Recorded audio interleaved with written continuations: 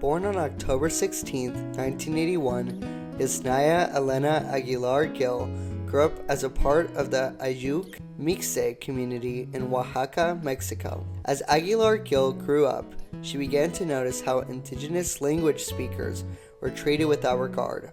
Mexico favored Spanish speakers, marginalizing the language that carried her people's history and identity. With her family's support, she took a leap of faith and enrolled at the National Autonomous University of Mexico in Mexico City, where she went on to receive her master's degree in linguistics. Through her time in Mexico City, she joined Colmex, the Colegio Mixe, a collective dedicated to researching and promoting Mixe language and culture. She has helped create educational materials and organize workshops to keep their language alive.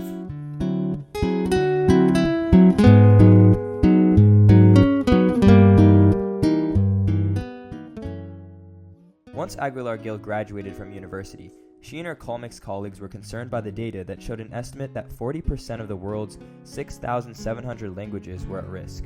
Since many indigenous languages were traditionally oral, the coalition Aguilar was a part of started working with other linguists and native speakers to develop a writing system. They began to write in the Mixe language that was aligned with its original sounds and grammar. Through publishing research papers, Aguilar Gil began working on strategies for language preservation and revitalization. A key theme in her work was the critique of the treatment of indigenous languages by the Mexican government. In her co-authored article, Is There an Indigenous Literature?, Aguilar Gil argues that the term indigenous literature is an inaccurate categorization. She believes it unjustly groups diverse indigenous languages and cultures under a single label, ignoring their unique characteristics. She emphasizes that the only commonalities among these languages are their historical presence in Mexico and shared experiences of discrimination. Aguilar Gil advocates for recognizing the multilingual nature of Mexican literature and suggests that literary spaces and awards should include works in indigenous languages alongside those in Spanish. In her speech at the Mexican Chamber of Deputies, she called out the Mexican government, saying, "Our languages do not die, they are killed.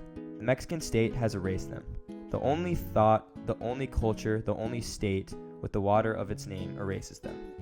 In the article Indigenous Rights, AMLO's Wrongs, Aguilar Gil critiques Mexican President Andrés Manuel López Obrador's contradictory stance on indigenous rights, while acknowledging his inclusion of indigenous individuals in government and the implementation of social programs. She highlights how this support for large-scale projects like the Mayan Train and the Interoceanic Corridor undermines indigenous autonomy.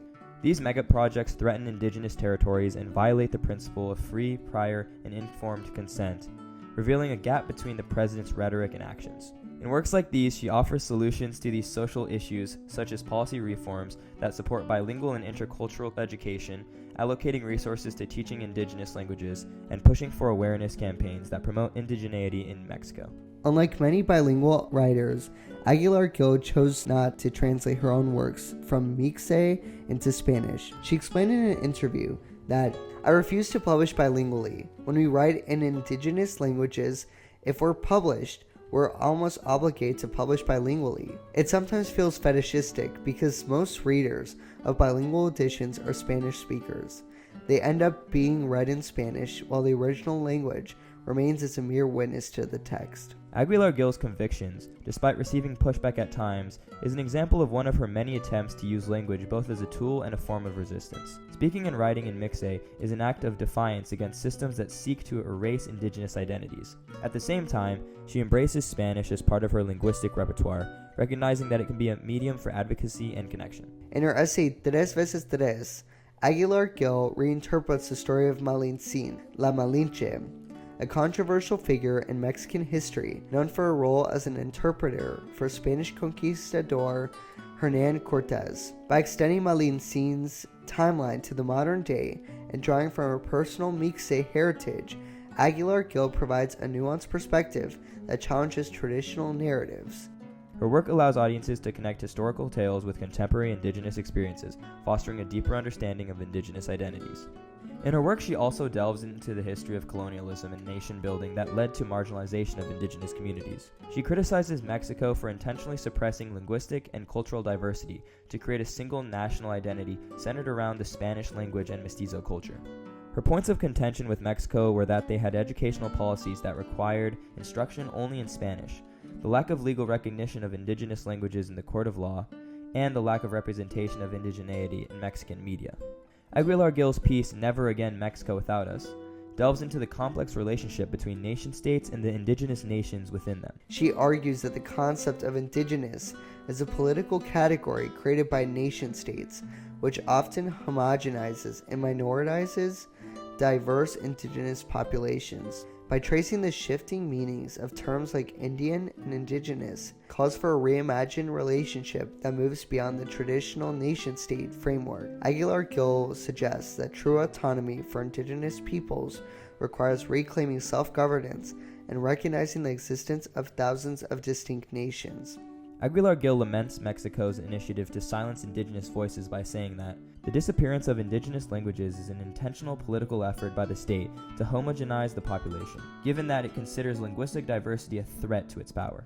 Assimilation efforts are supported by the narrative of progress by the modern nation-state, which portrays stateless nations as backward and incapable. These works by Aguilar-Gil have sparked conversations about changing laws, implementing international agreements like the United Nations Declaration on the Rights of Indigenous Peoples, and exploring new models of governance that promote indigeneity. One of her most celebrated works, Manifiestos sobre la Diversidad Lingüística, delves into the complexities of language, culture, and the urgent need to preserve indigenous languages. The book delves into themes of linguicide, with governments often contributing to the suppression of indigenous voices, critiques of nation-states like Mexico, and the importance of retaining cultural identity through activism. Manifiesto sobre la Diversidad Lingüística was met with widespread acclaim because of the important conversations it sparked in Mexican communities about language policies and how language shapes society.